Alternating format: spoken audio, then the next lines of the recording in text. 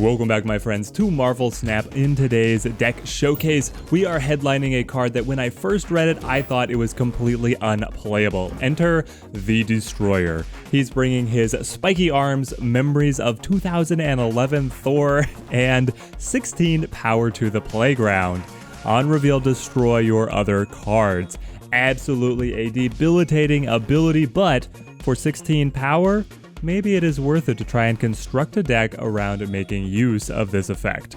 And here is the deck in all of its glory. It is distinct from other self-destruction and the Deathwave archetype that is becoming popular. The Destroyer pushing us into a slightly different line of play. We want to be very intentional in terms of the lanes that we are setting up with our cards. We want to keep one lane potentially open just for the 16-point Destroyer to be able to surprise our opponent and swing that in our favor. Then we have Nova and Bucky Barns, who both want to be destroyed. That will be consolidated on one side. They can potentially be joined by the Colossus because he's invulnerable to the destroyed effect. Then we want to build an anchor location somewhere where we know we are going to be able to grab the victory and go up and over the top of what our opponent has. To this end, we are using Warpath, Iron Man, and then we need to be able to protect this anchor of cards. They're vulnerable to the Destroyer, so we're using Armor and Professor X, getting a little extra control out of Professor X as well. We're rounding things out with Angel. He's a bit of a flex slot, but he does thin on the destruction effects. We have Carnage to make the deck a little bit more consistent. If we don't draw the Destroyer, I would still like to be able to pop Nova and or Bucky Barns. These are a very efficient set of cards. And then we have Scarlet Witch to fix problematic locations, and Green Goblin just keeps our side of the board a little bit more clear. I don't have to worry about protecting him, and I can potentially throw him in to throw off my opponent. Now, Cosmo is a popular card to be able to fit in here. He gives you a little bit more flexibility around where you can play the Destroyer, potentially not using his effect. I personally like to plan on using the effect to pop Nova, to pop Bucky Barns. So this is the list that I have settled on preferring, which does not use Cosmo, but I think we're going to try and get some games showing off both variants of the deck. We'll go Bucky Barns here to the Tinkerer's Workshop. We have both Carnage and Destroyer here. A little bit redundant, but we'll see what we can make of it. There are times where you can use Carnage, say if the Lost World pops up, or if you get a set of Squirrels out of Central Park, then you're able to make use of Carnage still. Get him up to a respectable power level. Sanctum Sanctorum is going to be quite annoying for us. We don't have any way to get a poker into there. District X, now we get Rando. Well, all right. We've got Cosmo. So we will use Cosmo. I like this. We flip Cosmo. Oh, no. Snap. Warpath. So Cosmo blocked their Green Goblins. They're stuck with the Green Goblin, and that's it. All right, that's a strong case that we should be playing Cosmo. Scarlet Witch, Destroyer, Warpath opening up here, and Nova gives us a turn 1 play. Now, Sewer System, we do fairly well with the locations that debuff certain cards because we have really big boys, Destroyer and Warpath, who can overcome the negative points, and if we can sail Green Goblin over to the opponent's side, we do better yet. I thoroughly hate Dream Dimension because with both Iron Man and Professor X in deck, I want to be able to play them on turn 5 if we're gonna have to draw into them, but we'll see what comes. Turning it to Central Park. All right, we get all the squirrels. We can use Carnage to be able to cut some of the chaff away if we feel that's advantageous. Do we feel that is advantageous? And where would we like to do it? It would probably be to Central Park, even though you lose a little bit of power on the Scarlet Witch. Overall, this is going to update to a 6 strength, but only 1 card being there. And then we can play Warpath, Professor X, and then the Destroyer either to Sewer System or Mirror Dimension. I like this line. We'll do this. I don't know if we would necessarily even draw something that would change this order.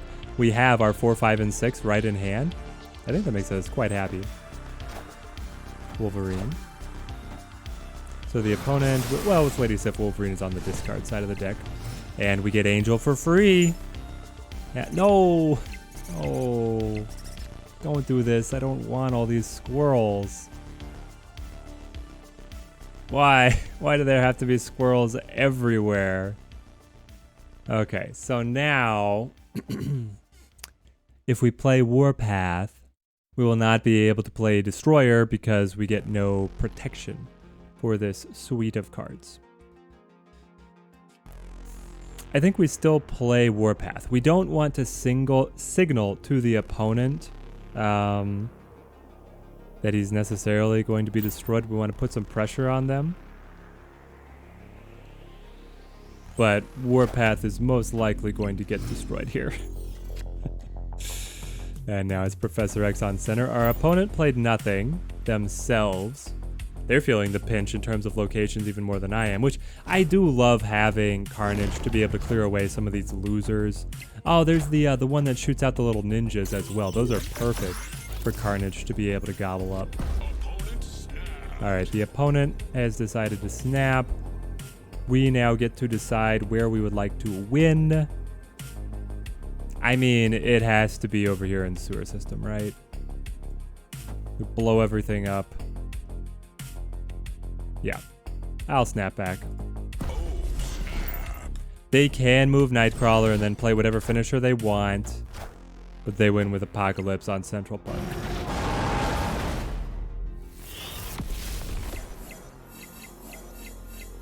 And the big boy Destroyer takes the win home. That's even with destroying our own 4 costs, so very wasteful in the end, and I don't know why all the black boxes have popped up over the squirrel text.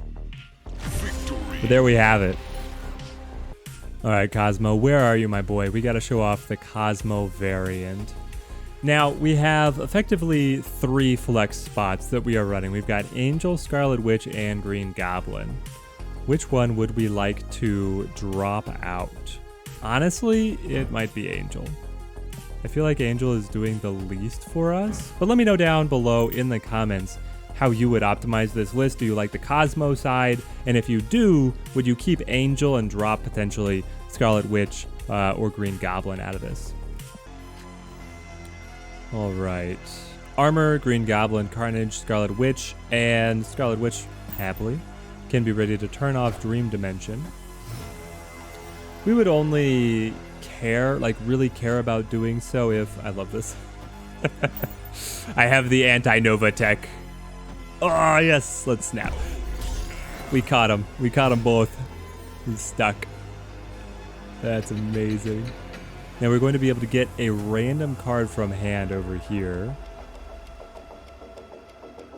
Do we play really mean and throw Green Goblin at him? I think we do. Because, well, we have to. If he's playing these, he has destruction cards, and then if we threw Green Goblin somewhere else, he would just chew him up. We don't want that happening. Oh, it's so mean. Let's go ahead. We haven't drawn any of our 5 costs to really care about Dream Dimension. So maybe it's actually a little burst of power here. Carnage Bucky. It's tough. We didn't draw Professor X. We didn't draw Destroyer. We didn't draw Iron Man. And now we're going to be limited to 1 card a turn with that Sandman. But it also means our opponent is sandbagging their ability.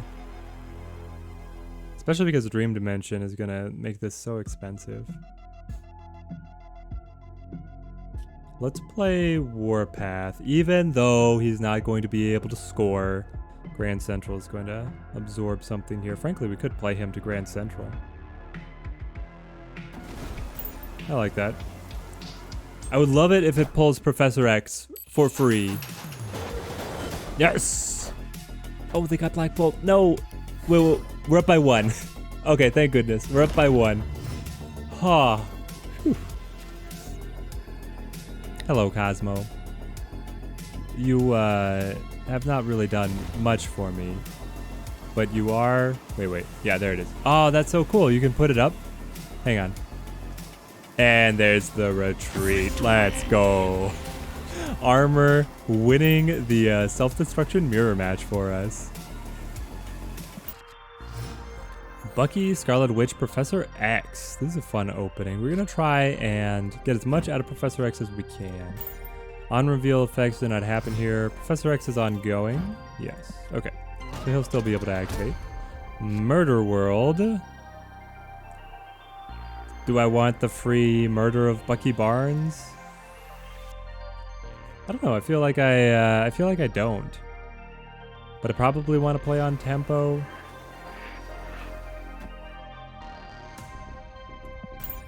I feel like we have to draw either Carnage or Destroyer, in which case we want Bucky Barnes rather than Winter Soldier, so then he'll flip and be able to get the benefit out of, there it is, these other big boys. So we want Destroyer. We could play to Nowhere if we don't want the destruction. Or, we got Dream Dimension. We can play him to Onslaught Citadel if we do want the destruction. We're going to go Green Goblin here, just on, probably on Dream Dimension. And then Warpath? It's most likely Warpath. I need to draw armor here. Because of Dream Dimension, I will not be able to protect any cards with Professor X. So we're looking to Bucky, Nova, and armor to potentially help us out here. Here goes Sunspot. Lady Sif. Cut up the Gambit. Interesting. I'm surprised that they would allow their Gambit to be destroyed like that.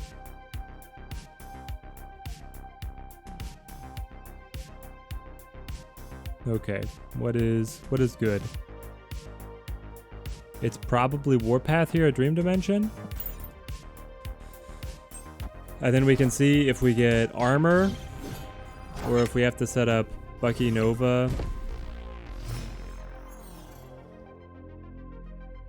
There's the cost increase, and we get Cosmo. Okay.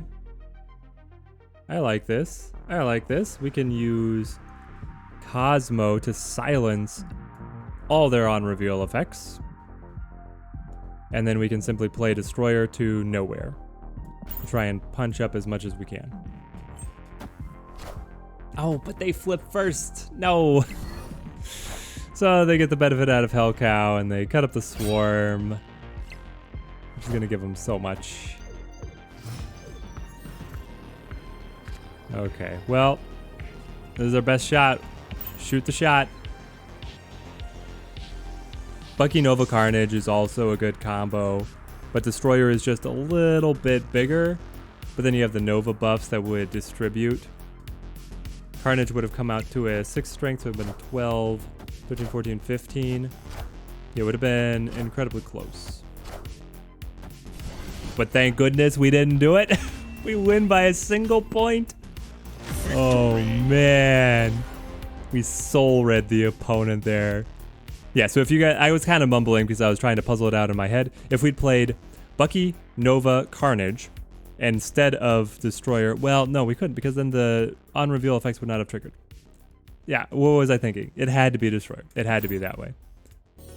Destroyer, Iron Man, Carnage. So we can potentially use Destroyer as a finisher here. We're open to using Iron Man as a finisher. We can still proc the destruction effects with Carnage. And if we draw armor, then we'd be able to get protection potentially from Destroyer.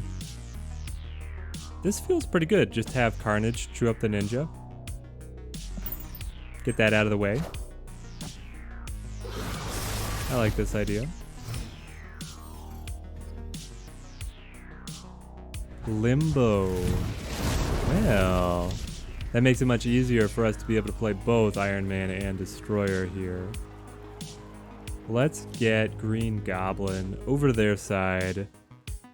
If they do have self-destruction effects, I don't want him on the same location as the ninja. So we're going to spread the love. Green Goblin hit Limbo. Throw your pumpkins over there. They play Nagia. Very good with a Limbo. They should have the opportunity to play out all those cards. We will set up Bucky Colossus. So this is a lane that's ready to be destroyed. I don't really like Strange Academy randomly repositioning cards, and frankly I'm surprised that they played Wong there, understanding that Wong is going to get pushed away. I could play Cosmo. Where do we think that Wong is going to go? What are the odds that it just goes to Shadowland? Are they decent? Also, we could play Cosmo Scarlet Witch, which would prevent the cards from being moved, and then we have locked Wong in with the Cosmo. That's the play. That's it. Quite frankly, I'm gonna snap when I see that. Did I just brick your Hell Cow? Wait. Oh, I bricked my Scarlet Witch. I bricked the witch. I'm over here laughing and snapping and arrogant, and I needed to play Witch first and then freaking Cosmo. Oh my gosh. Oh, it's so stupid. I live in the stupidest possible timeline. I don't know. No, I don't. It's Iron Man here. It's Iron Man here to double this, and then I can still,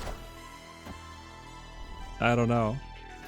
They cut up the swarm one time, but it gives the collector a lot of room to run.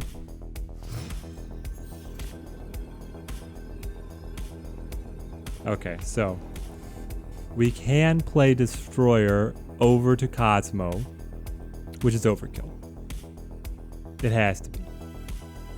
He has 5 cards in hand, but I know that 2 of them are Swarm. So he has 3 cards in hand. How much do we think he can juice up the collector? Because I could play +9, taking me to 16, at which point he would only have to trigger collector twice to win. I think it needs to be the Destroyer then.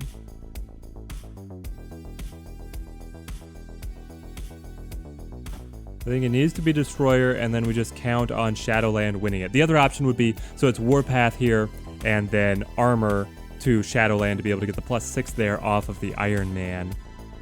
But I'm very worried about how strong this collector can be. If he has a couple other discard effects, he'd be able to pull it off.